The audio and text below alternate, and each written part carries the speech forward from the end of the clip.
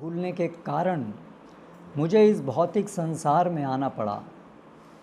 तब से अब तक मैं विभिन्न भौतिक कष्टों को झेल रहा हूँ।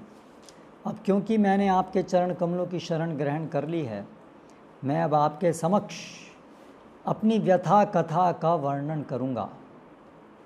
जब मैं अपनी माता के गर्भ में था तो मेरे कर्मों के फलस्वरूप आपने मुझे दर्शन दिए, परंतु उसके पश्चात मैं आपकी कृपा से वंचित रह गया।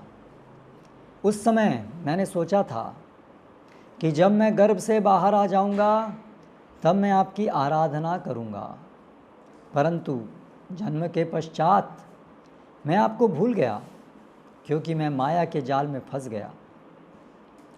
वास्तव में मेरे पास वास्तविक ज्ञान लेश मात्र भी नहीं है। मैं एक लाडला पुत्र बन गया तथा अपने रिश्तेदारों के मध्य अपना समय व्यतीत करता हुआ आनंदित रहने लगा।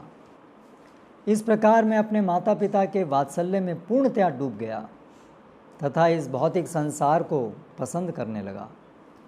इस प्रकार धीरे धीरे दिन प्रतिदिन मैं बड़ा हो गया और अन्य किशोरों के साथ खेलने लगा।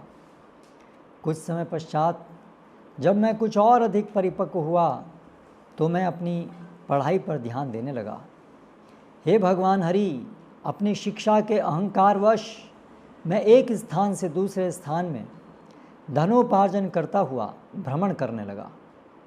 मैं अपने पारिवारिक सदस्यों का अत्यंत सावधानी पूर्वक पालन पोषण करने लगा। इस प्रकार मैं आपको पूर्णतया भूल गया। श्रील भक्तिविनोद ठाकुर पश्चाताप करते हैं, मैं वृद्ध हो गया हूँ तथा विभिन्न प्रकार के कष्टों से ग्रस्त हूँ। हे भगवान, मैंने अपना जीवन आपके चरण कमलों की आराधना किए बिना ही गंवा दिया। अब मेरी क्या गति होगी। ओम नमो भगवते वासुदेवाय। ओम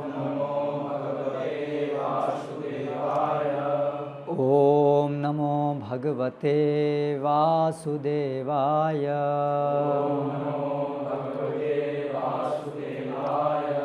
ओम नमो भगवते वासुदेवाय।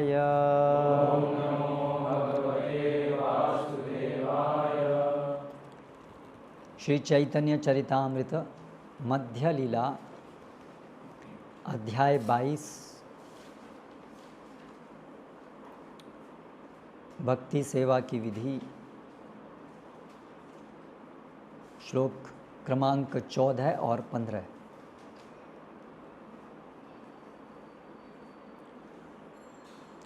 काम क्रोधेर दास होइया तार लाठी खाए, भ्रमिते भ्रमिते यदि साधु वैद्य पाए। तार उपदेश मंत्रे पिशाची पलाए, कृष्ण भक्ति पाए तबे कृष्ण निकट आए। Translation and purport by His Divine Grace A.C. Bhaktivedanta Swami Srila Prabhupada, founder Acharya of ISKCON. In this way, the conditioned soul becomes the servant of lusty desires. And when these are not fulfilled, he becomes the servant of anger and continues to be kicked by the external energy Maya. Wandering and wandering throughout the universe, he may by chance get the association of a devotee physician whose instructions and hymns make the witch of the external energy flee. The conditioned soul thus gets into touch with devotional service to Lord Krishna, and in this way he can approach nearer and nearer to the Lord. Purport. An explanation of verses 8 through 15 is given by Srila Bhaktivinod Thakur in his Amrit Pravaha Bhashya. The Lord is spread throughout the creation in his quadruple expansions and incarnations. Krishna is fully represented with all potencies in each and every personal extension. But the living entities, although separated expansions, are also considered one of the Lord's energies. The living entities are divided into two categories, the eternally liberated and the eternally conditioned. Those who are ever liberated never come in contact with Maya, the external energy. The ever conditioned souls are always under the clutches of the external energy. This is described by Lord Krishna in the Bhagavad Gita, chapter 17, verse 14. Daivi hi esha gunamayi mama maya duratyaya. This divine energy of mind, consisting of the three modes of material nature, is difficult to overcome. The Nitya Baddhas are always conditioned by the external energy, and the Nitya Muktas never come in contact with the external energy. Sometimes an ever liberated personal associate of the Supreme Personality of Godhead descends into this universe just as the Lord descends. Although working for the liberation of conditioned souls, the messenger of the Supreme Lord remains untouched by the material energy. Generally, ever liberated personalities live in the spiritual world as associates of Lord Krishna, and they are known as Krishna Parishad, associates of the Lord. Their only business is enjoying Lord Krishna's company. And even though such eternally liberated persons come within this material world to serve the Lord's purpose, they enjoy Lord Krishna's company without a stoppage. The ever liberated person who works on Krishna's behalf enjoys Lord Krishna's company through his engagement. The ever conditioned soul, provoked by lusty desires to enjoy the material world, is forced to transmigrate from one body to another. Sometimes he is elevated to higher planetary systems, and sometimes he is degraded to hellish planets and subjected to the tribulations of the external energy. Due to being conditioned by the external energy, the conditioned soul within this material world gets two kinds of bodies, a gross material body and a subtle material body composed of mind, intelligence and ego. Due to the gross and subtle bodies, he is subjected to the threefold miseries: Adhyatmika, Adibhautika and Adhidaivika. Miseries arising from the body and mind, other living entities and natural disturbances caused by demigods from higher planetary systems. The conditioned soul subjected to the threefold material miseries is ceaselessly kicked by Maya, and this is his disease. If by chance he meets a saintly person who works on Krishna's behalf to deliver conditioned souls, and if he agrees to abide by his order, he can gradually approach the Supreme Personality of Godhead, Krishna. Om Jnanatimirandhasya Jnananjanashalakaya Chakshurunmilitam Yena Tasmai Shri Gurave Namaha. Shri Chaitanya Manobhishtam Sthapitam Yena Bhutale Swayam Rupa Kada Mahyam Dadati Swapadantikam Vandeham Shri Guru Shetaf Padakamalam Shri Gurun Vaishnavamscha Shri Rupam Sagrajatam Sahagana Raghunathan Vitam Tam Sajivam Sadvaitam Savadhutam Parijana Sahitam Krishna Chaitanya Devam Shri Radha Krishna Padan Sahagana Lalita Shri Vishakhan Vitamscha Jai Shri Krishna Chaitanya Prabhu Nityananda Shri Advaita Gadadhara Shri Vasadi Gaura Bhakta Vrinda Hare Krishna Krishna Krishna Hare Hare Hare Rama आप सभी विद्यार्थीगण यहाँ पर श्रील प्रभुपाद जी के आंदोलन के संपर्क में आए हैं, श्री चैतन्य महाप्रभु की शिक्षाओं के संपर्क में आए हैं। तो आशा है कि आप लोग अनुभव कर रहे होंगे कि आपके जीवन में एक बहुत लाभकारी घटना हुई है कि आप लोग भगवत गीता की शिक्षाओं के संपर्क में आए। यही ब्रह्मांडे भ्रमिते कौन भाग्यवान जीव, गुरु कृष्ण प्रसादे पाए भक्ति लता बीज। न जाने कब से हम लोग भ्रमण कर रहे थे बिना जाने कि वास्तव में हमें करना क्या है, वास्तव में हमारी पहचान क्या है, हमारे वास्तविक पिता कौन हैं, वास्तविक जीवन क्या है, वास्तविक सुख कैसे प्राप्त हो सकता है। और ये सब न जानते हुए मिथ्या सुख के पीछे न जाने कितने जन्मों से हम भाग रहे थे। मृग तृष्णा के पीछे जैसे हिरण भागता है। शास्त्रों से हमको भी समझ में आता है कि बहुत सारी योनियां हम रह चुके हैं, अलग अलग, कुत्ता, बिल्ली, कीड़ा मकोड़ा, देवता भी रहे होंगे। और ऐसे अभी वर्तमान इस जीवन में हमें ये स्ट्राइक हुआ है, ये समझ में आया है, आना शुरू हुआ है। तो आशा है आप सभी लोग इस महान घटना जो आपके साथ हो रही है उसको आप सराह रहे होंगे। तो अभी कुछ समय बाद में आप लोग जीवन में एक नए पड़ाव की तरफ जाएंगे। जीवन में अलग अलग फेजेस होती हैं जिसमें कि ये ट्रांजिशन होता है, चेंज होता है एक फेज़ से दूसरे फेज़ में। तो उसमें एक फेज़ है जब हम सबसे पहले तो गर्भ से बाहर आते हैं माँ के, उसके बाद फिर विद्या शुरू होती है। ऐसे अवस्थाएं हैं सबकी, शिशु अवस्था, बाल्य अवस्था। तो ये जो भजन भी जो हमने गाया उसमें भी आपने देखा होगा, भक्तिविनोद ठाकुर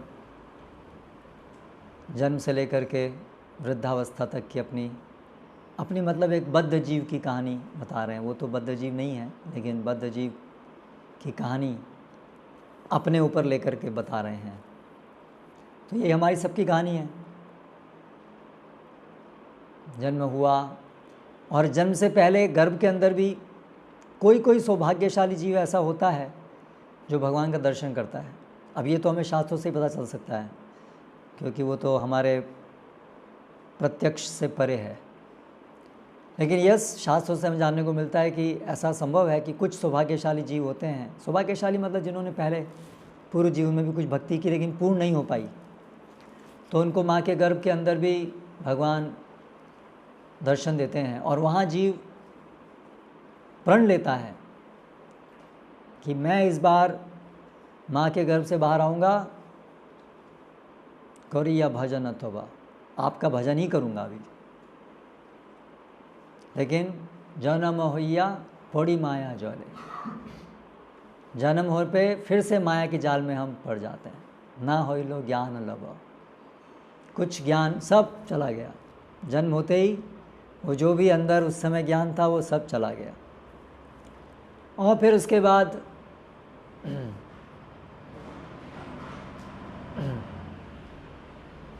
जनक जननी स्नेह ते भूली लो, फिर लाड़ प्यार में शिशु अवस्था में हमारा समझ आता है संसार लागी लो भालो, और ये संसार अच्छा लगता है। और फिर क्रमे दिने दिने बालक होइया खेलिनु बालक सह, फिर धीरे धीरे हम बालक, बाल्यावस्था, उसमें खेलना बहुत अच्छा लगता है। खेलिनु बालक सह, अन्य बालकों के साथ खेला, तो उसमें बहुत सारे साल निकल गए। आर किच्छु दिने और कुछ दिन बाद मैंने क्या किया, पाठ पढ़ी और ज्ञान अर्जित किया, दिन रात पढ़ाई किया। तो विद्या, स्कूल, कॉलेज, विद्यारभ वैभव भ्रमे देशी देशे धन उपार्जन करी, वो भी आपकी आगे की स्टेज है। अभी आप घूमोगे इधर उधर, मतलब आप लोग मीन्स सामान्य सब लोग ग्रेजुएशन या पोस्ट ग्रेजुएशन के बाद में फिर घूमते रहते हैं, जॉब्स, एक जॉब दूसरा जॉब, जॉब की तलाश, भ्रमी देशे देशे विद्यारभ वैभवे, ओ मेरे पास ये डिग्री है, मेरे पास ये डिग्री है, धन उपार्जन करी, पर्पज़ क्या है, पैसा कमाना। तो वो जीवन में एक फेज़ आता है, पैसा पैसा पैसा।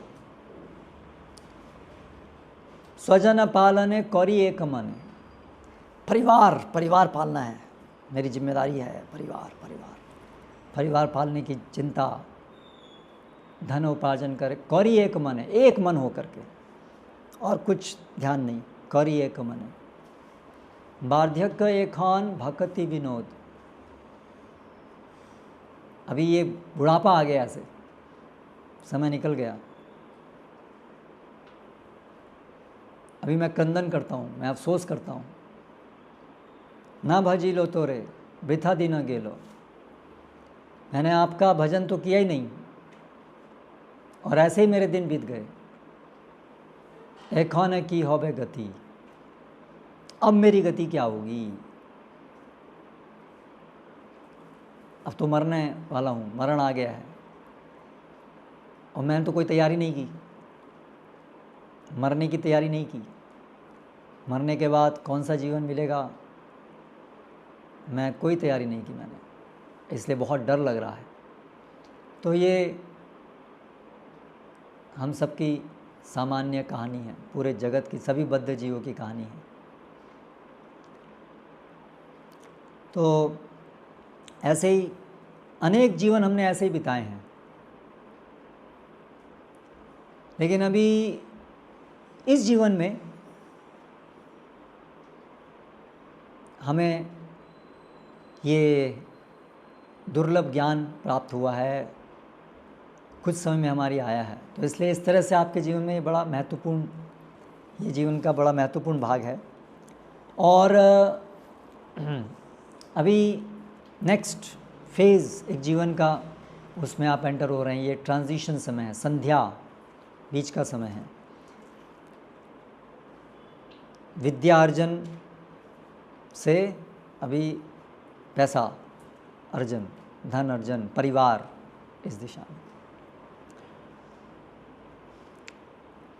तो ऐसे कोटि कोटि जन्मों में यही ब्रह्मांड भ्रमित है, कौन भाग्यवान जीव,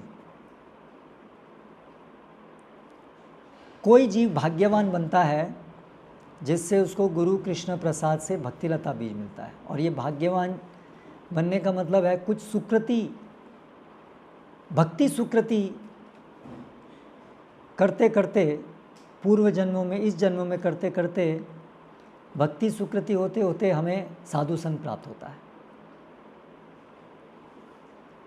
कृष्ण भेजते हैं, वो सुकृति जिसके अंदर इकट्ठी होती है, तो कृष्ण साधु वैद्य पाए, है ना, भ्रमिते भ्रमिते यदि साधु वैद्य पाए, तो साधु को एक वैद्य की तरह उपमा दी है। बीमार हम लोग हैं, अभी एक वैद्य के रूप में साधु मिलते हैं, साधु के रूप में एक वैद्य मिलते हैं। तो ये हमारी अज्ञात सुकृति के इकट्ठा होने से होता है। और फिर वो साधु वैद्य के संपर्क में आने से तांड्रा उपदेश मंत्रे पिशाची पलाए, उनके उपदेश जो है वो एक मंत्र का काम करते हैं। मंत्र के अंदर ऐसी शक्ति होती है कि वो भूत प्रेत पिशाचों को भी भगा देती है। तो उनके उपदेश ऐसे मंत्र की तरह से काम करते हैं किए, और वो पिशाची को, माया रूपी पिशाची, जिसके कारण हम करोड़ों करोड़ों जन्मों से इस भौतिक जगत में ही फंसे हुए हैं। जन्म, मृत्यु, बुढ़ापा, बीमारी, चिंताएं, चिंताम अपरिमेयाम ते प्रलयांतम उपाश्रिता कामोपभोग परमा एतावद इति निश्चिता। चिंताम अपरिमेयाम, अपर्याप्त, सीमा के रहित, असीमित चिंताओं से ग्रस्त हम रहते हैं अनेक अनेक जीवनों में। प्रलयांतम, मृत्यु के समय तक, उपाश्रिता, ग्रस्त रहते हैं। तो ऐसे हमारी स्थिति इस भौतिक जगत में है ना। लाठी खाए, तार लाठी खाए, माया की लाठी, ये पिशाचिनी माँ के रूप में हमको ऐसा प्रतीत कराती है कि मैं, ये हमारी माँ है, लेकिन ये तो पिशाचिनी है, इसलिए हमारा ये लहू चूसती है, हमको मारती है लाठी। लेकिन फिर भी हमें कोई उपाय नहीं समझ में आता है, हम लाठी खाते रहते हैं। लेकिन अभी अज्ञात सुकृति कुछ होने से अभी हमें कृष्ण कृपा से, गुरु कृष्ण प्रसाद, कृष्ण की कृपा से हमें साधु संग मिला है, प्रभुपाद जी का संग मिला है। प्रभुपाद जी का तात्पर्य, प्रभुपाद जी का ये आंदोलन, प्रभुपाद जी के अनुयायी, ये हमें मिले हैं। तो इस तरह से ये बहुमूल्य जीवन है, अभी ये मिले हैं। और अभी आपका जो जीवन का जो अभी एक स्टेज है, वो एक महत्वपूर्ण स्टेज है, जिसमें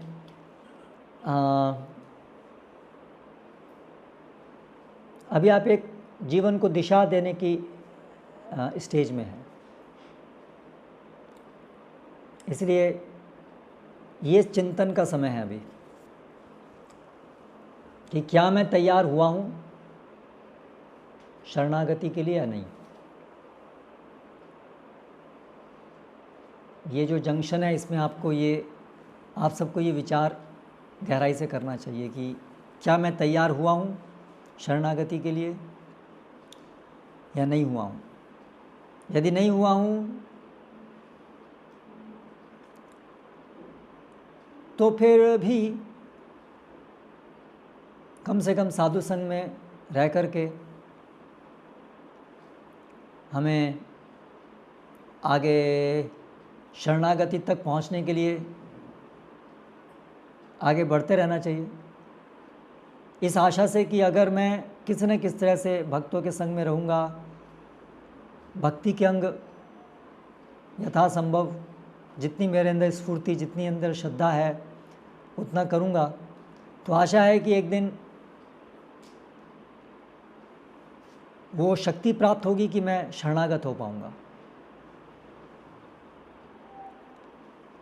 लेकिन ये विचार तो आपको सबको करना चाहिए कि क्या मैं उसके लिए अभी तैयार नहीं हूँ, क्या मैं उसको वर्तमान में तुरंत इस समय, ये जो ट्रांजिशन का समय है, अभी इस समय क्या मैं शरणागति नहीं लेना चाहता हूँ, क्या मैं अभी भी तैयार नहीं हूँ, क्या मैं इसको पोस्टपोन करना चाहता हूँ। क्योंकि पोस्टपोन में फिर आगे नेक्स्ट कितने समय बाद आपको ऐसा मौका आएगा जिसमें कि आपके पास ये सुअवसर होगा, वो कहना कठिन है। शरणागति कभी भी हो सकती है, और शरणागति कभी ना कभी तो सबको होना ही है, अपने आप से नहीं होगा। ऐसा नहीं कि अब होना ही है तो ठीक है, अपने आप से हो जाएगा, हम रिलैक्स्ड रहें, ऐसा नहीं है। अगर हम शरणागत नहीं होंगे तो अनगिनत जन्मों तक हम यहीं पर सड़ते रहेंगे। लेकिन शरणागत होना है का तात्पर्य है भवसागर से अगर निकलेंगे तो शरणागति के बाद ही निकल पाएंगे, उसके अलावा और उपाय नहीं है। तो अगर आज शरणागत नहीं हुए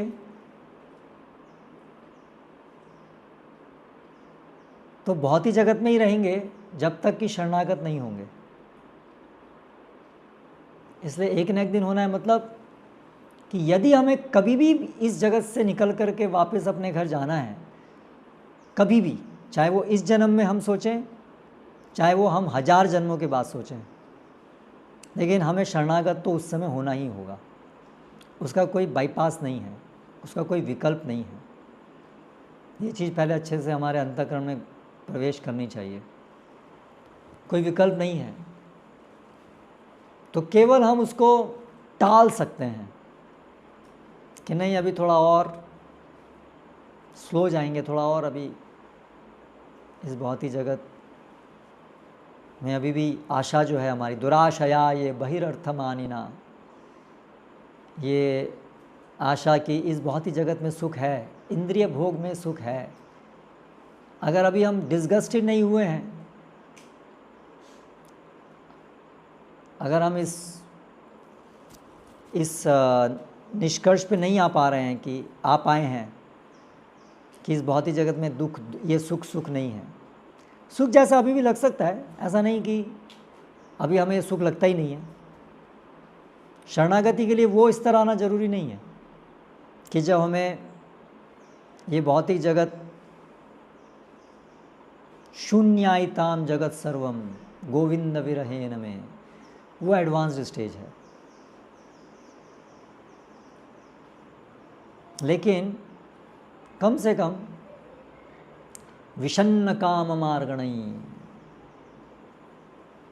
कम से कम शरणागति के लिए ज़रूरी है कि जो काम मार्ग है, इंद्रिय भोग का मार्ग है, इसमें अंततः सुख है नहीं, विषन्न, हम इसके डिसइल्यूजन हैं, हमें इसमें कोई संशय अभी नहीं रह गया है।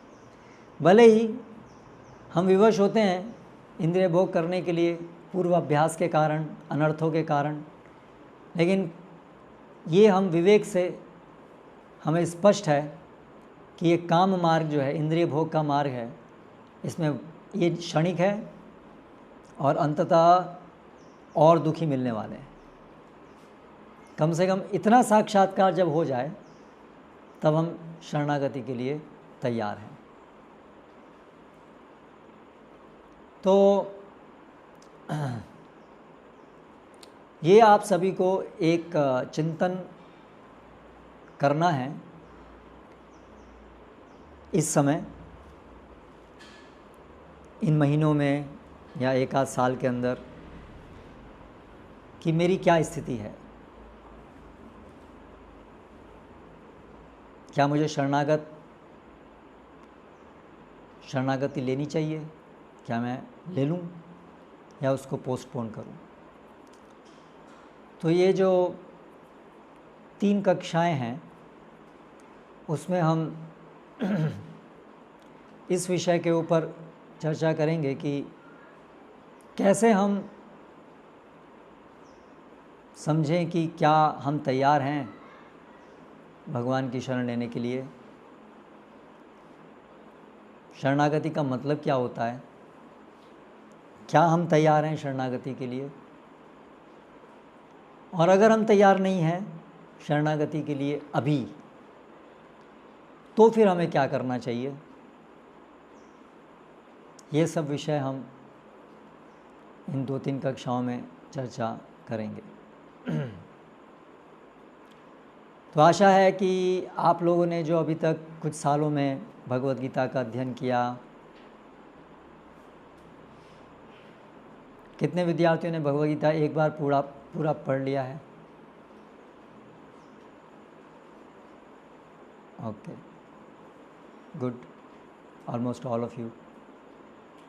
तो आपने जो भगवद गीता का अध्ययन किया है, जो आपने नियमित प्रवचन सुने हैं, जो आपने भक्तों को देखा है सेवा करते हुए, जो आपने देखा है भक्त अलग अलग स्तर के भक्त हैं, आपने देखा है शरणागत भक्तों को, आपने खुद भक्ति अंग का अभ्यास किया है, खुद आपने जब भगवान का नाम का श्रवण कीर्तन किया है, पुस्तक वितरण किया है। तो इन सब के माध्यम से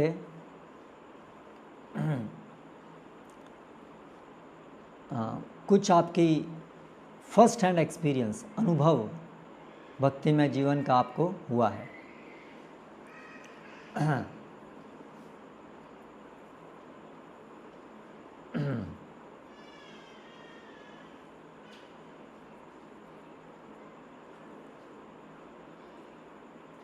ये भौतिक जगत की स्थिति क्या है, इसके बारे में श्रवण किया हमने। कैसे तीन ताप से युक्त ये संसार है, आध्यात्मिक, आदि दैविक, आदि भौतिक, आदि भौतिक, आदि दैविक।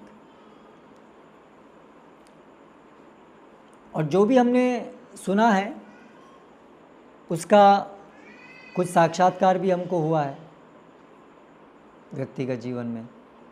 शास्त्र चक्षुषा, शास्त्रों के चक्षु से हम लोग संसार को देखना शुरू किए हैं। इससे पहले जो हम संसार को देख रहे थे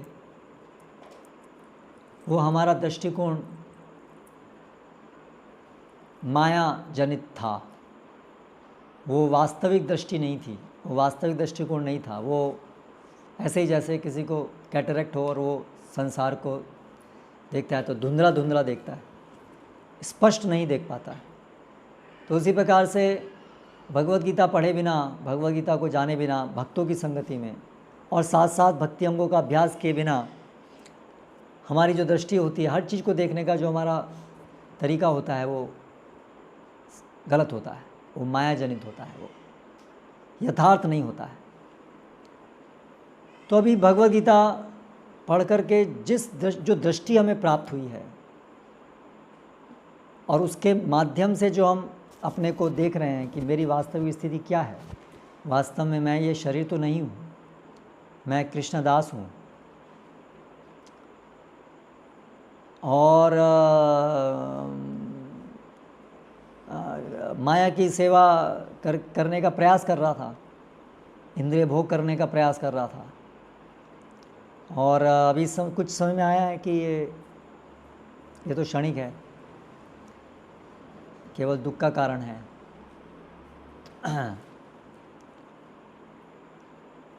तो ऐसा सुन करके, समझ करके धीरे धीरे हमारा संबंध ज्ञान पहले बनता है।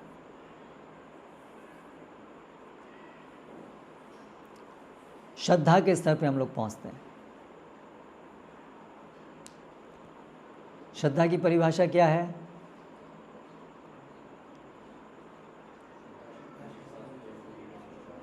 तेज बोलिए। हाँ, श्रद्धा शब्दे विश्वास सुदृढ़ निश्चय, कृष्ण कर्म कैल सर्व कर्म तुथाय। तो ये श्रद्धा का विकास होता है। अज्ञात सुकृति से कृष्ण साधु को भेजते हैं, वो साधु हमें भगवत गीता सुनाते हैं। वो भगवत गीता सुन करके हमारे अंदर श्रद्धा विकसित होती है। सबसे पहले तो हमारे अंदर ये श्रद्धा विकसित होती है कि शास्त्र प्रामाणिक हैं और शास्त्र गुरु शिष्य परंपरा में ही सटीक रूप से प्राप्त होते हैं। और शास्त्र में श्रद्धा उत्पन्न होने के बाद फिर शास्त्र के वचनों को में श्रद्धा उत्पन्न होती है। हम सुनते हैं साधु के मुख से शास्त्र के वचन, संबंध ज्ञान, तो उसके माध्यम से हमारी श्रद्धा उत्पन्न होती है संबंध ज्ञान में। अर्थात मैं कौन हूँ, मैं क्यों इस भौतिक जगत में आया हूँ, मैं कृष्ण को क्यों भूल गया, कैसे भूल गया, और कृष्ण और मेरा वास्तविक संबंध क्या है, कर्म फल में मैं कैसे फंसा हुआ हूँ, कर्म फल के कारण मैं कैसे फंसा हुआ हूँ। ये सब चीज़ें, संबंध ज्ञान हमें धीरे धीरे धीरे धीरे सुनते सुनते, अभ्यास करते करते, सेवा करते करते प्राप्त होता है। केवल एकेडमिक तरीके से, केवल पढ़ने से, बहुत लोग भगवद गीता पढ़ते हैं लेकिन जो उसको एक केवल ज्ञान प्राप्त करने के लिए और उसको कुछ अपने पैसा कमाने के लिए, या तो उसको पढ़ कर के उसको पालन करने के उद्देश्य से नहीं पढ़ते हैं, किसी अन्य उद्देश्य से पढ़ते हैं।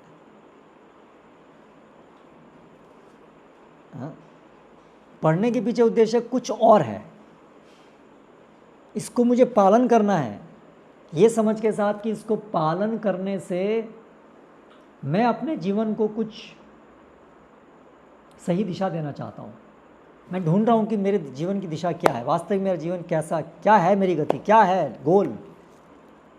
मैं ये भगवद गीता पढ़ रहा हूँ, इसको जानना चाहता हूँ और जान करके अपनाना चाहता हूँ अपने जीवन में, क्योंकि मुझे अपने जीवन को सफल बनाना है।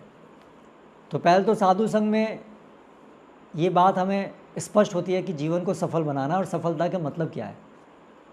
आज तक जो भी हम सफलता की परिभाषा सुनते आए थे वो तो यही था, पैसा कमाओ, निद्रया रियते नक्तम व्यवाये न वावय दियाचार्थे हया राजन कुटुंब भरणे न वा। ये है सक्सेस ऑफ लाइफ। रात बिताना है सोने में और सेक्स में, और दिन में निकल जाना है जॉब पे पैसा कमाने के लिए, और फिर शॉपिंग मॉल में जाना है, फिर शॉपिंग करना है, फिर रात को सोना है, और फिर सोना है, और फिर सेक्स, फिर दोबारा अगले दिन उठना है, फिर जॉब पे जाना है, पैसा कमाना है, फिर शॉपिंग करना है, और फिर रात में फिर वही सोना है और सेक्स करना है, और ये करते जाना है। और एक दिन शरीर ख़त्म, फिर दोबारा से शुरू करना है, लेकिन दोबारा मनुष्य जीवन में शुरू नहीं करेंगे। फिर कुत्ता, बिल्ली, वंश, क्योंकि जो भी इसी प्रकार से जीवन जीता है मनुष्य, उसको दोबारा मनुष्य जीवन नहीं मिलता है।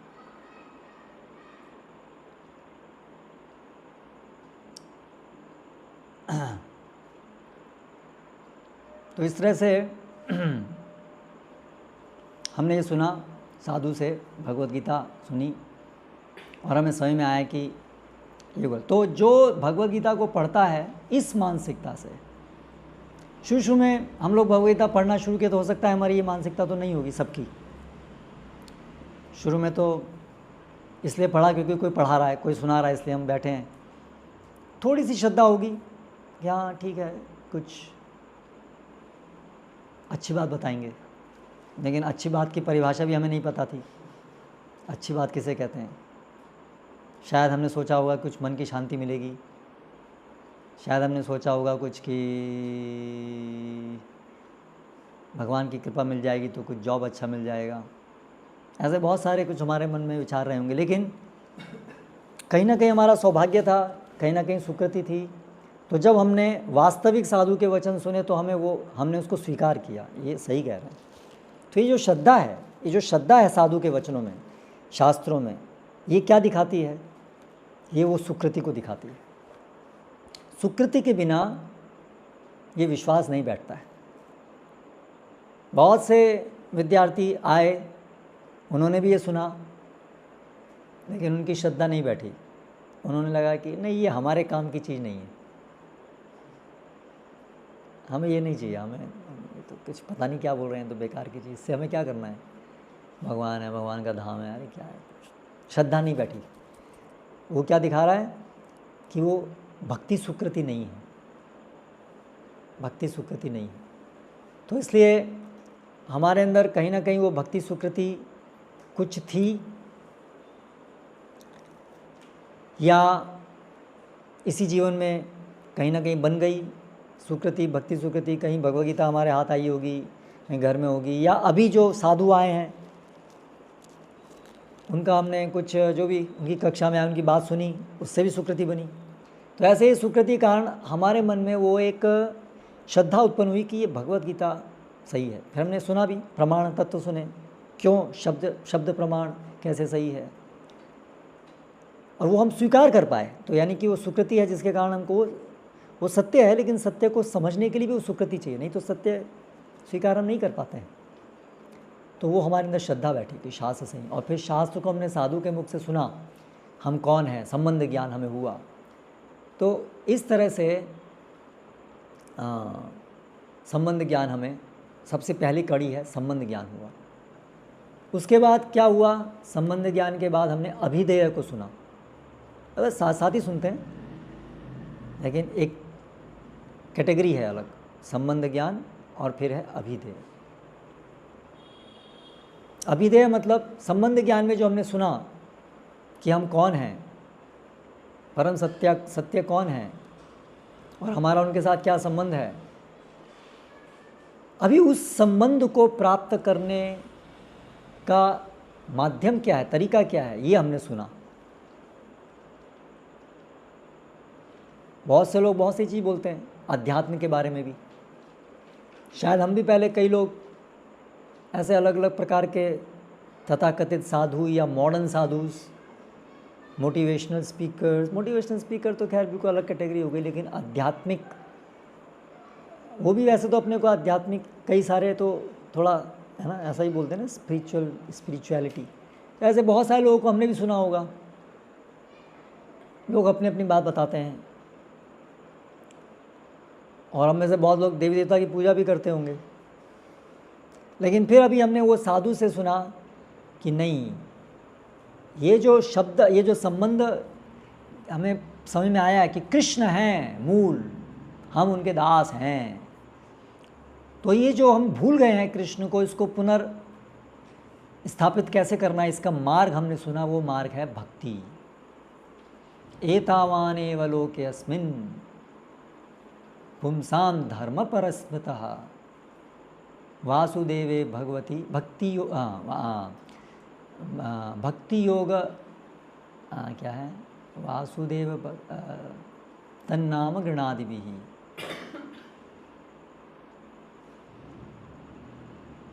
वासुदेव भगवती तन्नाम गृणादिभिः।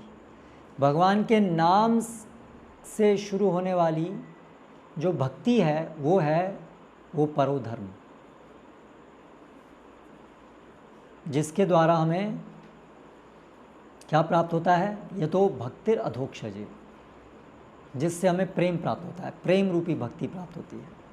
परधर्म है हमारा, परम धर्म क्या है, साधना भक्ति, क्योंकि उससे क्या प्राप्त होता है, कृष्ण प्रेम प्राप्त होता है। तो ये हमको समझ में आया अभिधेय क्या है। फिर भक्ति कैसे करते हैं, उसके चरण क्या क्या हैं, वो हमें समझ में आया। आदौ गुरुपादाश्रया, शुरुआत कहाँ से होती है, शरणागति से होती है। ये प्रवेश है भक्ति मार्ग, जो अभिधेय है, अपने संबंध को पुनर्स्थापित करने का जो मार्ग है, उसका प्रवेश क्या है, आदौ गुरुपादाश्रया, गुरु की शरण लेना। फिर उसके आगे धीरे धीरे धीरे हमने अलग अलग शरणागति के बाद क्या करते हैं हम, माली होया से बीज करे आरोपण, श्रवण कीर्तन जल करे सिंचन। वो बीज आरोपित करते हैं। वो क्या है, बीज आरोपित करना मतलब गुरु की शरण में जाना, वो है बीज आरोपित करना। और फिर उसके बाद श्रवण कीर्तन जल से उसको सिंचित करते हैं, और ऐसे ऐसे करके हमारी भक्तिलता अंकुरित होती है। और फिर ये भक्तिलता धीरे धीरे बढ़ती बढ़ती अंततः इसमें कृष्ण प्रेम के फल लगते हैं। तो ये सब अभी हमने सुना, प्रयोजन तत्व को सुना कि जो हमारी मूल अवस्था है उसको प्राप्त करके, वो अवस्था का क्या मतलब है, उसको प्राप्त करके हमें क्या, हम किस स्थिति में होंगे, तो ये सब विषय हमने सुना। तो अभी आप सब लोगों को ये गहनता से अपने हृदय के अंदर देखना है कि क्या मैं वो बीज को ग्रहण कर पाया हूँ, वो भक्तिलता बीज क्या मुझे प्राप्त हुआ है, क्या मैं तैयार हूँ अपने हृदय में, वो बीज अगर मुझे मिला है तो ही मैं आरोपित कर पाऊँगा। तो वो आप सब लोगों को अच्छे से सोचना चाहिए कि क्या मैं वो बीज आरोपित करने के लिए तैयार हूँ। तो इसको कहते हैं शरणागति, इस भावना को कहते हैं शरणागति। तो जब संबंध ज्ञान और अभिधेय और प्रयोजन तत्व समझ में आता है और हमारी श्रद्धा उसमें बैठती है, तभी केवल हम शरणागत हो पाते हैं। अगर हमारा संबंध ज्ञान अभिधेय ये सब जो भी हमने सुना उसमें श्रद्धा नहीं बैठी, सुन तो लिया, एक बाह्य रूप से जान भी लिया थ्योरेटिकली, कि ऐसा ऐसा होता है, लेकिन श्रद्धा नहीं बैठी मतलब मुझे उसको पालन करना है, मुझे उसको पालन करना ही है, उसके बिना उपाय नहीं है, यही मैं करना चाहता हूँ, इसको कहते हैं श्रद्धा। उसको commitment, commit to the process, मैं अभी इस पथ पर चलना चाहता हूँ। जानकारी प्राप्त की, जानकारी कई लोगों को प्राप्त होती है, लेकिन अभी वो लोग तैयार नहीं होते हैं पथ पर चलने के लिए, सोचते हैं अभी नहीं, थोड़ा बाद में प्रवेश करेंगे, अभी थोड़ा, अभी नहीं। तो वो हमें सोचना होगा कि हमारी स्थिति क्या है, क्या हम प्रवेश कर पाएंगे या अभी नहीं कर पाएंगे। तो शरणागति, तो ये शरणागति के 6 अंग हैं। कौन कौन से हैं?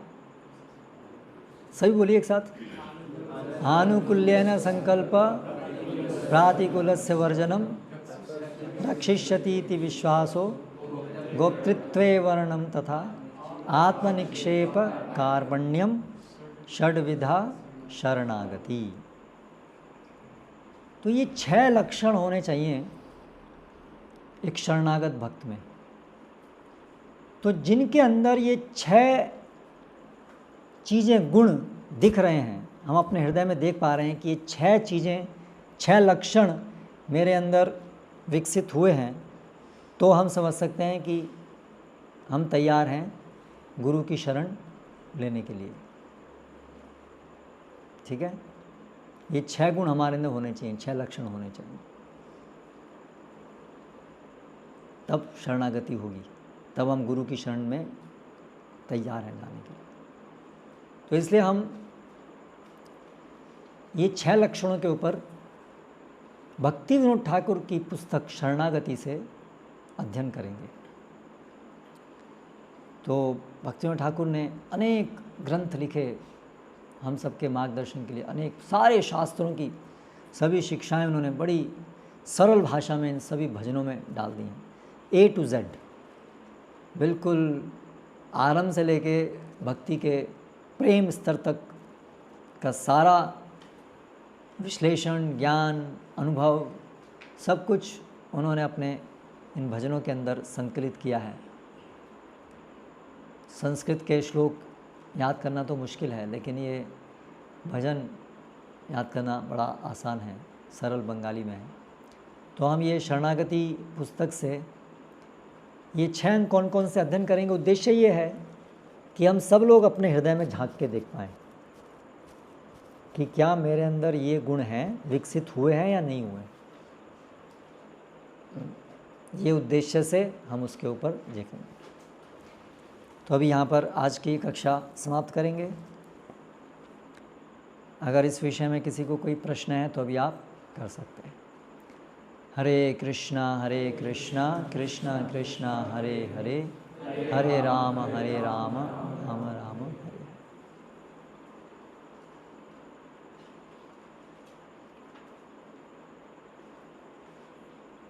कोई जिज्ञासा अगर किसी की है तो हाथ उठा के कर सकते हैं। सत्यम, तेज बोलिए, सबको सुनाई देना चाहिए पीछे तक। हमें पता है कि शरणागति के जो लक्षण हैं वो क्या क्या होते हैं, सब कुछ हमें पता है, लेकिन वो लक्षण अभी भी मतलब हम बहुत जगह ये नोटिस करते हैं कि वो अभी भी हमारे अंदर वो लक्षण नहीं आए। तो मतलब जब सेवाओं में लगे रहते हैं या इस तरीके के सेवा के कार्यों में लगे रहते हैं तब तो लगता है कि हाँ थोड़ा कुछ है, लेकिन जैसे हम मटेरियल जैसे कॉलेज की पढ़ाई या जो भी चीज़ें उसमें आते हैं तो फिर ऐसा लगता है कि वो कनेक्टेड नहीं फील होता है। तो फिर और जब उसी में लगे रहते हैं तो फिर उधर से फिर कट ऑफ फील होने लगता है कि शरणागति का कोई लक्षण हमारे तक दिख नहीं रहा है। तो फिर हमें क्या करना चाहिए इसमें आगे कि हमें वो लक्षण हमारे अंदर कंटिन्यूसली दिखे हर सर्कमस्टेंसेस में, चाहे हम भक्ति की सेवाओं में लगे हों, भक्ति प्रोसेस में लगे या कुछ और कार्य कर रहे हैं।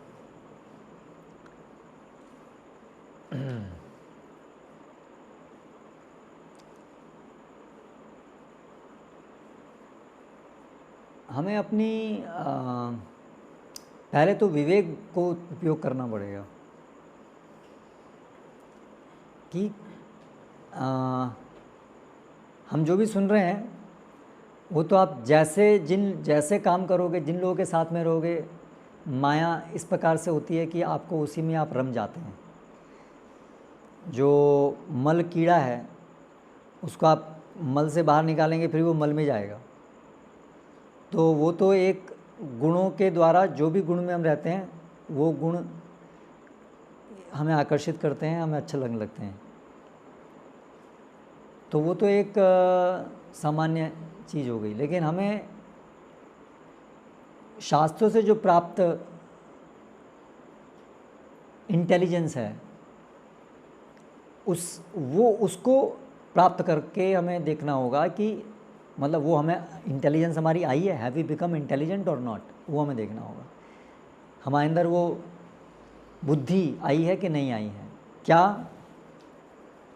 कि ये जो भी हमने सुना उस रास्ते पर मैं चलना चाहता हूँ या नहीं चलना चाहता हूँ। भाई जो भी हमने सुना है कि यहाँ पहुँचना है और अभी हम यहाँ हैं, तो वो तो ठीक है कि हम वहाँ तक नहीं अभी जो लक्ष्य है, लेकिन क्या लक्ष्य पे पहुँचना चाहते हैं नहीं चाहते हैं, वो तो हम विवेक से सोच सकते हैं ना। उसके लिए तो ऐसा नहीं है कि वहाँ पहुँचेंगे तो ही पता चलेगा। वो तो हमें शुरुआत में पता चलना चाहिए कि ये लक्ष्य एक है, ये दूसरा लक्ष्य है। तो क्या मेरा विश्वास, श्रद्धा कि मुझे ये लक्ष्य चाहिए, मुझे ये नहीं चाहिए, तो वो हम कैसे डिसाइड करते हैं? बुद्धि से डिसाइड करते हैं। तो अगर हमारे अंदर जो भी हमने सुना है, अगर हमारी बुद्धि शुद्ध हुई होगी तो फिर हम वो बुद्धि से देख पाएंगे कि मुझे चाहिए क्या, मुझे लक्ष्य है, मुझे कौन से लक्ष्य पे जाना है मुझे। अगर हमारा लक्ष्य निर्धारित है कि मुझे ये चाहिए, ये लक्ष्य पे जाना है, तो फिर उसका मार्ग हमें पता है, तो उस मार्ग को लेना पड़ेगा। यदि मुझे लग रहा है नहीं ये लक्ष्य में मेरी श्रद्धा नहीं बैठ रही, यानी कि श्रद्धा नहीं बैठ रही मतलब ये लक्ष्य ही, हाँ, व्यवसायात्मिका बुद्धि एकेह कुरु नंदना, है ना। तो वो बुद्धि डेवलप होनी चाहिए कि ऐसा नहीं कि मुझे कभी तो ये लक्ष्य दिखता है कि मुझे ये लक्ष्य चाहिए, लेकिन कभी मुझे लगता है नहीं मुझे ये चाहिए। तो इसका मतलब हमारी बुद्धि जो है वो व्यवसायात्मिका नहीं हुई, है ना। अभी वो जो है डोल रही है, कभी ऐसा लगता है ये वाला लक्ष्य है, कभी लेकिन लगता है नहीं नहीं नहीं ये वाला लक्ष्य भी अच्छा ही है, इतना बुरा तो ये भी नहीं है, इस रास्ते पर चल लेते हैं। और कहीं पर हमें ऐसा भी भ्रम हो सकता है कि दोनों ही साथ में हो जाएं, तो है ना, ऐसा नहीं हो सकता। हम चाहते तो यही हैं अंदर से, ना इसको छोड़ना पड़े ना इसको छोड़ना पड़े, है ना। लेकिन वो भी फिर हमें क्लियर होना चाहिए कि दोनों साथ साथ तो नहीं होने वाले, दोनों में से एक को तो चुनना पड़ेगा। दो लक्ष्य नहीं चाहिए। शुद्ध भक्ति और मिक्स्ड भक्ति, ये दोनों अलग अलग चीज़ें हैं, ये दोनों एक नहीं है। तो ये हो सकता है कि हमारी स्टेज अभी ऐसी हो कि हमारे अंदर वो अभी व्यवसायात्मिक का बुद्धि नहीं हो पा रही है, हम एक नहीं चुन पा रहे हैं। हमें जब भक्तों के संग में रहते हैं तो इधर के हो जाते हैं, तो अच्छा लगता है, अरे यार ये अच्छा जीवन है। फिर उधर जाते हैं तो वो भी अच्छा लगता है ना। तो इसका मतलब अभी हमारी जो बुद्धि है वो पूरी व्यवसायात्मिक नहीं बनी है। तो अगर ऐसा है तो फिर हमें भक्तों का संग करते रहना चाहिए, भक्ति सेवा करते रहना चाहिए। और जो भी हम सुने हैं कि अभक्तों का संग कम करना इत्यादि, जो भी जितना हो सके करते रहना चाहिए। तो धीरे धीरे उसका प्रभाव ये होगा कि एक दिन हमारी व्यवसायात्मिका बुद्धि बन जाएगी। अब कब बनेगी वो कहना तो मुश्किल है, लेकिन यस, संभावना है कि बनेगी कभी ना कभी।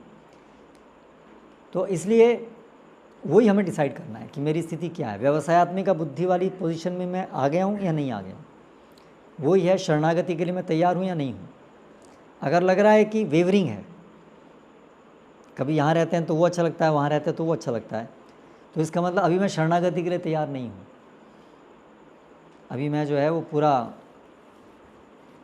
डेडिकेट, कमिटमेंट उत्तम भक्ति के लिए, उसके लिए मैं अभी तैयार नहीं हूँ।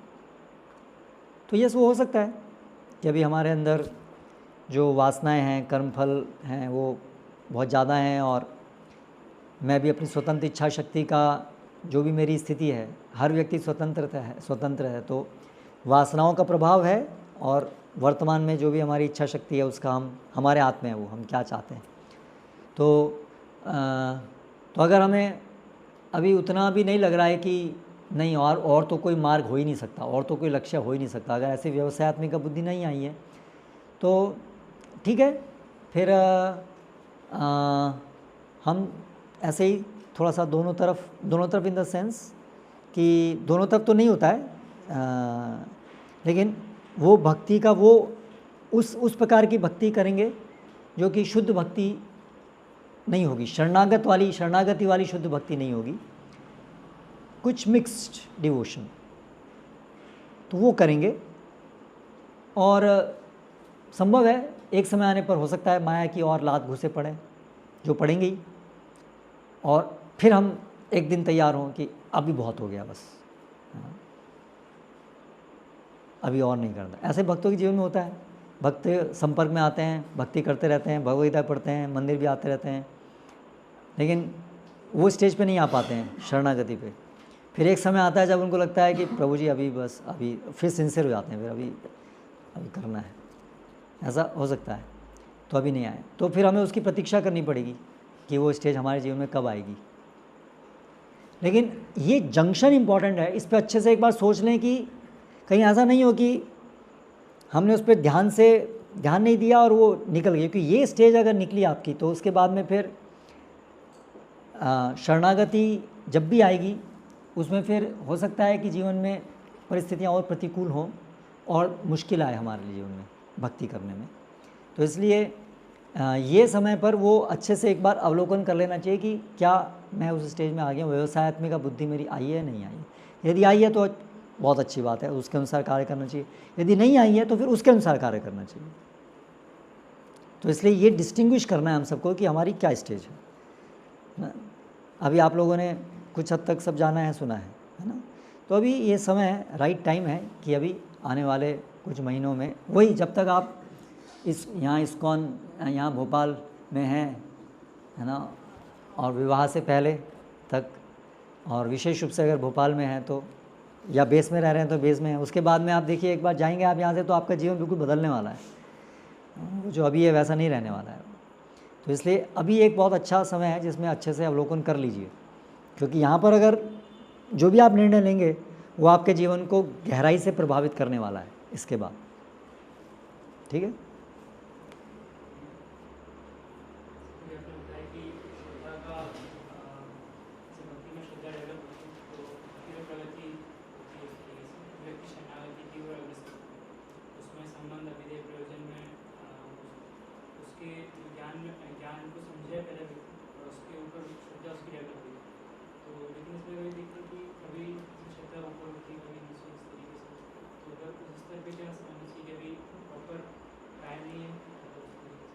एक ही प्रश्न हुआ ना, लगभग यही वाला प्रश्न हुआ ना कि ऊपर नीचे होती है, मतलब वही बात हुई ना कि कभी हमें श्रद्धा व्यवसाय आत्मिका बुद्धि नहीं हो रही, वही मतलब हुआ कि ऊपर नीचे। अगर ऊपर नीचे हो रही है तो इसका मतलब अभी हम जो हैं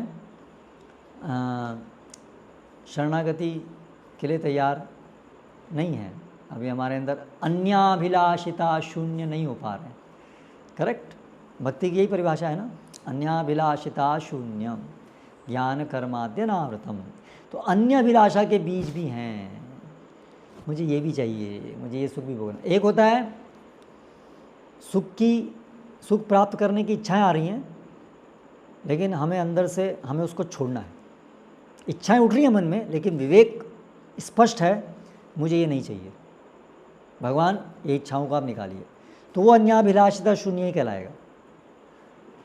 ठीक है, लेकिन अगर ऐसा आ रहा है कि अन्याभिलाषाएं हैं और मैं चाहता हूँ कि इच्छाएं रहें, इच्छाएं पूरी हों, तो उसको कहेंगे अन्याभिलाषा। शून्य नहीं है वो, अन्याभिलाषाएं हैं। ठीक है, अन्याभिलाषा उसमें है। तो अगर हमारी ये जो भक्ति की परिभाषा थी इसमें खरे नहीं उतर हैं, इसका मतलब भी हम शरणागति के लिए तैयार नहीं हैं। तो फिर हमें मिक्स डिवोशन करना पड़ेगा, शुद्ध भक्ति में हम नहीं कर पाएंगे क्योंकि अभी हम उसके योग्य नहीं बने हैं। तो फिर मिक्स डिवोशन करना पड़ेगा। मिक्स डिवोशन मतलब भौतिक इच्छाएं भी चाहिए, भक्ति भी थोड़ा थोड़ा करेंगे, ये भी चाहिए वो भी चाहिए, दोनों चीज़ें हैं ऐसा।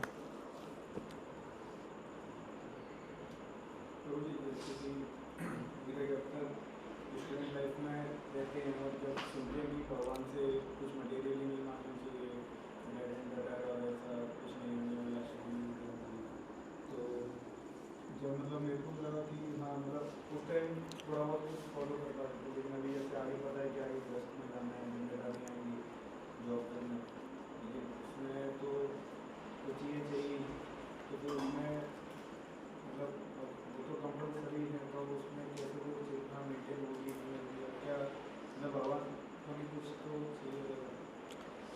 चाहिए रहेगा, वो प्रॉब्लम नहीं है, वो तो हमेशा चाहिए होता है। शरीर के लिए कुछ चाहिए हमें, पर गृहस्थ आश्रम में जाएंगे तो परिवार के लिए कुछ चाहिए, वो समस्या नहीं है। तो आप देखिए भक्तिविनोद ठाकुर कैसे प्रार्थना करते हैं। जो शरणागत भक्त हो जाता है गृहस्थ,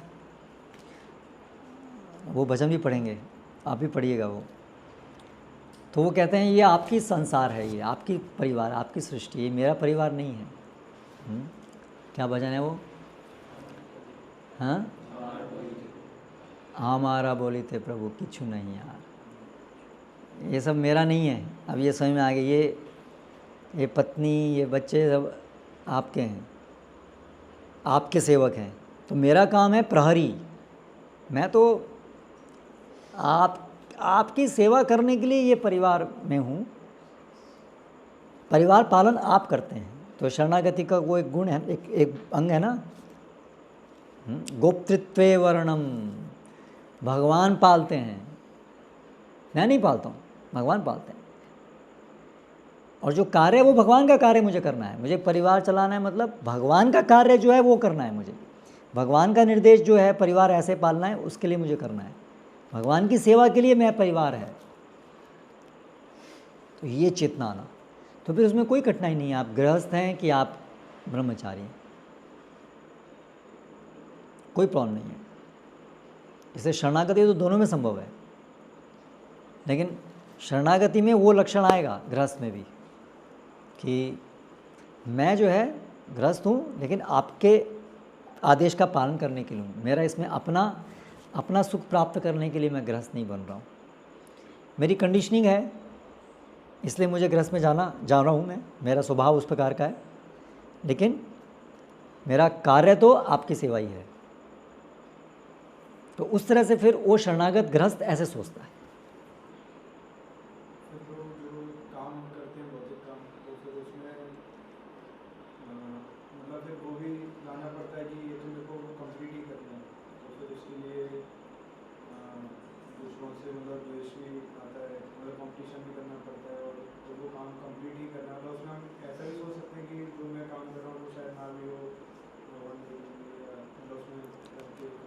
हाँ, वो धीरे धीरे मैच्योरिटी से हमें देखना होगा कि जो हम काम कर रहे हैं, पहले तो अपनी आवश्यकताएं क्या हैं, सबसे पहले यहाँ से आरंभ होगा। अत्याहार करेंगे तो फिर चिंतित ही रहेंगे अनावश्यक रूप से, और भक्ति में रुकावट होगी। तो इसलिए सबसे पहला प्रिंसिपल आएगा हमेशा सादा जीवन, अत्याहार नहीं करना है।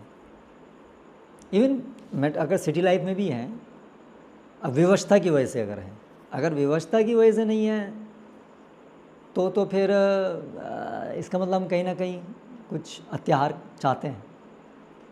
सो अगर विवशता की वजह से हैं तो फिर उसमें हम फिर यथोचित पूरा प्रयास करेंगे कि हम कैसे अपने जीवन को इसमें जितना हो सके उतना सिंपल रखेंगे।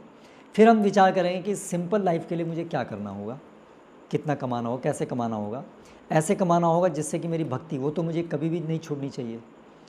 पैसे के पीछे भागूंगा तो भक्ति रह जाएगी, तो वो सोचना होगा। तो ठीक है, परिवार चलाने के लिए इतना चाहिए, उसके लिए फिर जो ज़रूरी है वो करना होगा, इस प्रकार से करना होगा। और अगर मान लीजिए जो ज़रूरी है वो करना होगा और वो भी इतना दिक्कत हो रहा है कि उससे भक्ति ही नहीं हो पा रही है उससे, तो फिर सोचना होगा कि मैं फिर कुछ हो सकता है ड्रास्टिक स्टेप लेना पड़े हमें, फिर हम ऐसी जगह पे हैं जहाँ भक्ति संभव ही नहीं है, हम ऐसी जगह पे हैं, फिर या तो अपनी जॉब को चेंज करना पड़ेगा, परिस्थिति चेंज, कुछ ना कुछ करना पड़ेगा। और अगर फिर भी कुछ भी नहीं हो सकता है, परिस्थिति फिर भी चेंज नहीं हो सकती है, ऐसा भी है, हो सकता है ऐसा भी परिस्थिति हो, तो फिर हमें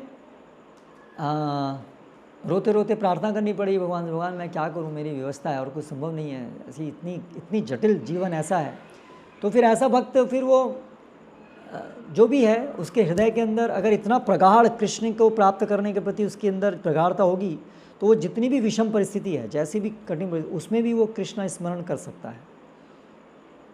क्योंकि वो अगर पूरी तरह से केवल विवशता की वजह से है तो फिर वो कर पाएगा, अगर विवशता की वजह से नहीं है तो नहीं कर पाएगा।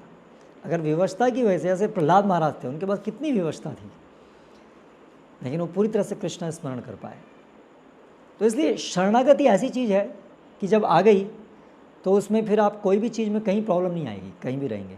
लेकिन वो शरणागति आना, हम उसके लिए तैयार हैं कि नहीं है, वही समस्या है ना? वही छलांग लगाना जो है ना, वो आत्मनिवेदन, अब मैं आपका हूँ, वही मुश्किल है। आपका हूँ मतलब अभी मैं अपने हिसाब से कुछ नहीं करूँगा, आपकी सेवा के लिए जो करूँगा वो करूँगा। वो एक बार डिसीजन ले लिया, अगर हमारा वो आ गया, फिर सब चिंता खत्म। यही भक्ति ठाकुर कहते हैं, अब मैं आपके शरणागत, मेरी सब चिंता खत्म हो गई, अभी रिलैक्स्ड। लेकिन वो करना वो मुश्किल होता है। जब तक हम अपने आप पकड़े रखते हैं, मुझे ये भूख तो चाहिए, मुझे, मैं इतना नहीं कर सकता भगवान, इतना शरण ये तो चाहिए, तो फिर वो समस्याएं, वो बर्डन भी फिर आता है साथ साथ, तो फिर लो, है ना। तो वो हम जब तैयार हो जाएंगे कि यस, उसके लिए अहम ममेती भाव सब छोड़ना होगा। ओके, एंड हियर शरणागति का प्रयास तो है और समझने का भी प्रयास कर रहे हैं, लेकिन विभिन्न वेग परेशान करते हैं जो कि शरणागति में बाधा बनती है। जैसे हम शास्त्र में पढ़ते हैं, वाचो वेगम मनसा बोधवेगा, जिह्वा वेगम उदरपस्थ वेगा। ऐसी स्थिति में जब इन वेगों का प्रभाव अनुभव होता है, तब हमें क्या करना चाहिए? तो वेगों का प्रभाव होने से शरणागति नहीं हो, ऐसा नहीं है। अगर हम शरणागत हैं कि भगवान आज से हम आपके हैं, आपके दिशा निर्देश के अनुसार यथासंभव प्रयास करेंगे। अगर मेरे ये वेग मुझे परेशान करेंगे तो मैं रहूँगा आपसे, आपके सामने, है ना। लेकिन हमेशा मैं ये प्रार्थना करता रहूँगा कि मुझे आप इनसे निकालिए, और मेरे हाथ में जो है, मैं जानबूझ के कभी ये वेगों को शय नहीं दूंगा। तो अगर हम ऐसा हैं जो कि शरणागत भक्त है, तो फिर ये वेग होने से शरणागति के मार्ग में रुकावट नहीं होती। ये वेग शरणागत होने पर ये वेग रहते हैं और धीरे धीरे शरणागति कारण खत्म हो जाएंगे ना। लेकिन शरणागति पृथक चीज़ है। शरणागति है कि मैं दृढ़ संकल्प हूँ कि मुझे इन वेगों से निकलना है, मुझे ये वेग नहीं चाहिए। तो अभी मैं कृष्ण, आपके जो कथन है, आप जो बताएंगे मैं वो करूँगा। मैं अपने मन की बात जो मेरे हाथ में है उतना नहीं करूँगा। तो आपके पद पे चलूँगा, आपके एक प्रतिनिधि की शरण लूँगा, तो ये सब मैं करूँगा। और फिर ये वेग मुझे परेशान करेंगे तो मैं उनको सहन करता रहूँगा, है ना। तो ये भगवान बताते हैं, जात श्रद्धा मत कथासु निर्विन्न सर्व कर्मसु। तो ये अवस्था भी हमारी है ना। लेकिन वेद दुखात्मकान कामान परित्यागे पे अनिश्वरे, लेकिन हम उसको छोड़ नहीं पा रहे हैं क्योंकि हमारे अंदर शक्ति की कमी है। तो वो तो एक शरणागत भक्त के साथ भी ऐसा हो सकता है, होता ही है। हम सब तो इन वेगों से जूझ ही रहे हैं। तो फिर हमें शरणागति हम ले सकते हैं अगर हमें ये हमारी समझ क्लियर है कि हम इन वेगों से निकलना तो चाहते हैं।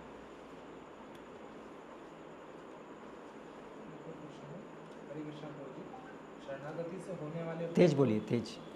शरणागति से होने वाले भय को कैसे दूर करें और पूर्ण शरणागति क्या होती है?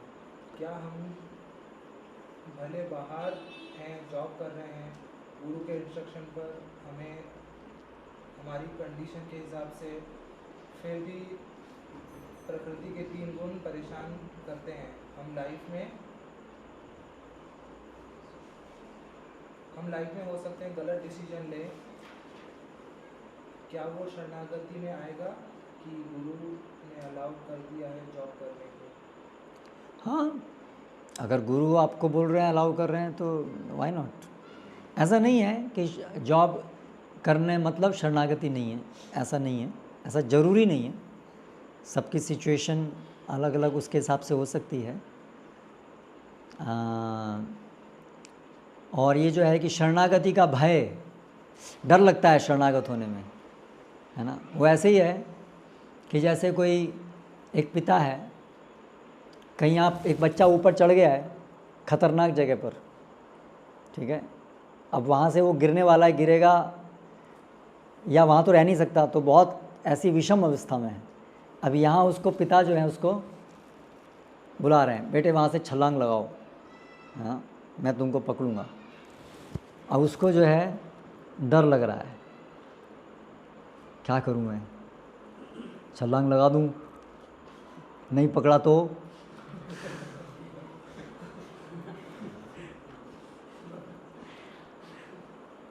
करेक्ट। तो हमारी ऐसी स्थिति है, भगवान हमको बुला रहे हैं, हम कह रहे हैं, हम हाथ पकड़ के बैठे हुए हैं, देखे भगवान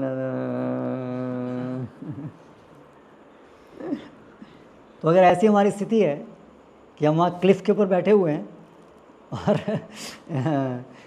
भगवान बुला रहे हैं कि आओ छलांग लगाओ, और हमें अभी डर लग रहा है, तो फिर इसका मतलब ये हमारी भगवान के गुण, भगवान हमारे परम हितैषी हैं, भगवान वास्तव में हमें शरण दे सकते हैं, वो हमें बचा सकते हैं, और वो हमारे को उनकी जो गोद है वो हमारे लिए परम हितकारी है, ये अभी हमें विश्वास नहीं बैठा है। करेक्ट। जिस बच्चे को विश्वास है कि पिताजी हैं, बचाएंगे, पिताजी तो बलशाली हैं, बचा लेंगे मुझे, मैं तो वो कूद लगा देगा, ठीक है। लेकिन जिसको विश्वास नहीं होगा वो कूद नहीं लगाएगा। तो इसके लिए हमें फिर क्या करना पड़ेगा, हमें और श्रवण करना पड़ेगा, हमें और श्रवण करना पड़ेगा। हमें अभी संबंध अभिधेय वो अभी साक्षात्कार कम हुआ है, तो वो हमें और करते रहना पड़ेगा साधु संग में। तो फिर ऐसा करते करते धीरे धीरे संभव है कि वो आ जाए। लेकिन हमें कम से कम ये तो होना चाहिए कि भाई मेरे अंदर ये शरणागति अभी नहीं आ रही है तो आनी चाहिए, मैं भी चाहता हूँ कि मेरे अंदर भी आए, कम से कम ऐसी कुछ तो भावना होनी चाहिए। तो ऐसी भावना के साथ यदि हम श्रवण कीर्तन करते रहेंगे तो धीरे धीरे हमारे अंदर एक दिन वो शरणागति की अवस्था आ जाएगी। श्रद्धा के सिम्टम्स क्या हैं एंड श्रद्धा के लेवल को कैसे जाने एंड श्रद्धा स्थिर कब होती है? तो श्रद्धा की को कैसे जाने, श्रद्धा किसे कहते हैं, तो श्रद्धा किसे कहते हैं, श्रद्धा शब्द विश्वास उदृढ़ निश्चय कृष्ण कर्म कैल सर्व कर्म कृत है, कि मैं कृष्णदास हूँ, मेरा एक ही मात्र काम है कृष्ण की सेवा करना, कृष्ण के आदेश का पालन करूँगा। और कृष्ण के आदेश, कृष्ण सब कुछ है ना, कृष्ण तो शरीर कैसे मेंटेन करना है, परिवार कैसे मेंटेन करना है, संसार में कैसे रहना है, सब कुछ तो कृष्ण क्या उसके बारे में नहीं बताएंगे क्या? कृष्ण की, कृष्ण परम है ना, वही हमारे मेरे माँ है, वो माता पिता सब कुछ वही हैं।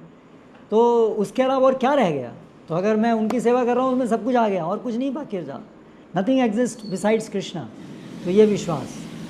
और कैसे जाने हमारी श्रद्धा कैसी है, तो उसकी परिभाषा है कोमल श्रद्धा। कोमल श्रद्धा क्या है कि शास्त्र युक्ति अनिपुण नहीं, कोमल श्रद्धा है जिसमें कि हमारा अभी भगवान ये जो शरणागति लेना है, भगवान की केवल सेवा करना है, भक्तों की सेवा करना है, ये सब विश्वास अभी हमारा उत्पन्न नहीं हुआ है। तो शास्त्र का ज्ञान भी नहीं है और श्रद्धा कि कृष्ण का सेवा करूँगा सब कर्मकृत हो गए, ऐसी अवस्था नहीं है। और भी मुझे कुछ करना होगा, मुझे अपना के लिए कुछ करना है, मुझे अपने इंद्रियों के लिए तर्पण के लिए कुछ करना होगा, ऐसा है, तो वो कोमल श्रद्धा है। तो फिर उसके बाद मध्यम श्रद्धा है जिसमें कि शास्त्र में निपुण नहीं है लेकिन श्रद्धा दृढ़ है कि कृष्ण की सेवा करने में सब कुछ आ गया, उसके अलावा और कुछ नहीं है। और जो दृढ़ श्रद्धा है वो है शास्त्र के सिद्धांत में पूरा समझ है और श्रद्धा भी दृढ़ है, उसको कहते हैं उत्तम श्रद्धा। तो ये श्रद्धा धीरे धीरे भक्ति शरणागति करने से, शरणागति श्रद्धा वहाँ पर जो है श्रद्धा जो है वो मध्यम स्तर की होती है, और ये मध्यम स्तर की श्रद्धा बढ़ते बढ़ते जब निष्ठा के स्तर पर अनर्थ निवृत्ति होती है, तब ये श्रद्धा निष्ठा में परिवर्तित होती है, तब ये दृढ़ हो जाती है। ओके, श्री प्रभुपाद की जय।